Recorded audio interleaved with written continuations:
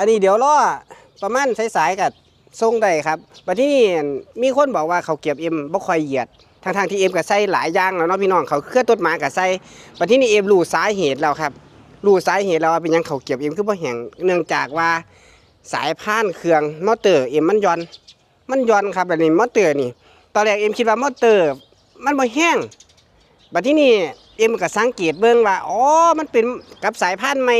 มันได้เครื่องมาใหม่ครับเอ็มก็ปั่นไปแรกๆมันก็แห้งอยู่หลังจากนั้นสายพานมันใหม่มันก็ย่าน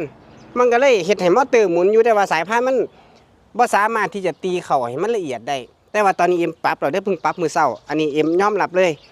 บัดที่นี่ครับก็หวังว่าถ้าเฮาตีเขาได้มันก็สิเขาเฮามันก็สิละเอียดขึ้นแล้วเขาเก็บเฮาก็สิละเอียดดีมื้อเช้าเอ็มก็เลยเฮ็ดใบเตยครับหลังจากที่ว่าเอ็มปรับปรุงแก้มอเตอร์เนาะเดี๋ยวบัดที่นี่ครับปีหน้าเอ็มสิเฮ็ดไว้เลยตั้งแต่กลางเดือน1เอ็มสิเฮ็ดเขา